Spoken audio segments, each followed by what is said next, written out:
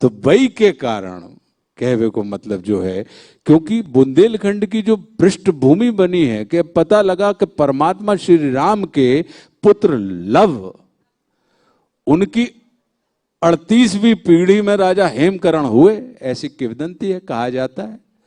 वो किसको प्रसन्न करने के लिए तपस्या कर रहे हैं राजा साहब? बोले वो देवी विंध्यवासिनी देवी जी को प्रसन्न करने के लिए तपस्या कर रहे हैं। क्यों? क्योंकि बुंदेलखंड की भूमि जो जानती है कि शक्ति हरण का नहीं वरण का विषय है।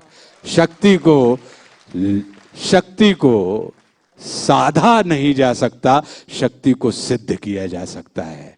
वो तो शक्ति ही होती है जो हमें सिद्ध करती। तो पता लगी कि वो मातेश्वरी को सिद्ध करने की दिशा में, उनको प्रसन्न करने की दिशा में वे तपस्या कर रहे थे। जब लगी कि माता राम हूं डकार नहीं ले रहे, और माता राम बिल्कुल ही एकदम मतलब वे जो आंख बंद करके बैठी हैं, जो बिल्कुल चितो ही नहीं रही हो। बाबा हैं कि हेमकरण साहब जो हैं, उनके लगो के अब निकरे प्राण के तब निकरे प्राण। का करने लगे हम माता राम?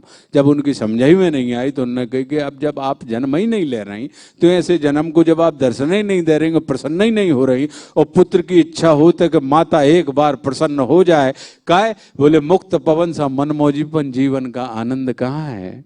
और जहां प्यार से बेटा कहकर छाती से लिपटाती माँ है। कि जब वह वाली बात आ जाए, कहने का मतलब है, बोले जब माता राम प्रसन्न ही नहीं हो रही तो फिर जीवन को अर्थ का है। तो बोले कि साहब गर्दन पे तलवार रखो और अपने हाथ से अपनी गर्दन काट दो। लेकिन जैसे ही उन्होंने ये प्रयास किया, मातेश्वरी प्रसन्न हो गई, क्योंकि वो पुत्र को सब कुछ देख सकती हैं, लेकिन अपने पुत्र को कलपता हुआ नहीं देख सकती। माता बिलखता हुआ नहीं देख सकती, प्रसन्न हो गई। और लेकिन उससे वो 5 बूंदें गिरी स्थान पे।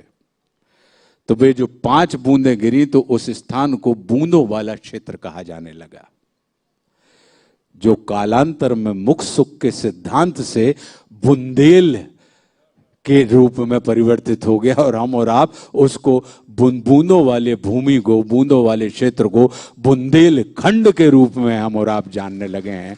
तो जिसकी उत्पत्ति के मूल में ही भक्ति हो, जिस भूमि की उत्पत्ति के मूल में ही भाव हो, वहां तो परमात्मा श्री राम मातेश्वरी के संग 11:30 नहीं, वे तो और मन उनको लग तो रुचतो न तो लीला निपटाने थी। उन्होंने कि तना मैंने चले में कर्नाटक तरफी चलो, तना के एकदम एक काम करो यार, जो काम भी तो इतने तो रमई गए, भूले गए कि हम का काम के लाने न करे घर से, वे भूल गए। जैसे हम जब भी कहूँ जा तरफी आते हैं, गाडर आडर वाले तरफी आते हैं, सागर पहुंचा तो हम भूल जाते हैं कि हम कछु काम के लाने आए हैं। सभी भूल जाते हैं, ये सुमत बैठे हैं। हमें पूरा विश्वास है कि चाहे दिल्ली रहें या कहूँ रहें, मनो जैसे ही जे अपने तक पहुंचे, आप भूल गए कि हम काम के लाने आए थे। तो अचानक उनकी विस्मृति स्मृति में बदली, जाम के मारे बेतनक 2.5 साल के लाने न कर गए कि भैया पैदल तो चलने, पद यात्रा है, इतो टाइम लगे। अब वो आदमी बैठो लंका में, वो तो इतने आवे से रहो, तो मोही हो तरफी जाने पड़े। कैसे के तो वो आए और हमें जाने ही पड़े। तो भैया आधी रास्ता तुम चल लो, आधी रास्ता हम चले ले रहे, बीच की बात हो गई। तो बोले कहाँ? बोले कि दंडगारण ने पहुंच गए। बोले आओ भैया, इतने की तय कहानी। तो उते आधी रास्ता जे चले गए, उते से नंगत भाई आधी रास्ता वो आ गया उते से, और वो मातेश्वरी को ले गए। उनने कि अब चलो जे काम के लाने आए हैं बाहर निपटाओ, और निपटू के और अपने फिर घर वापस आ गए।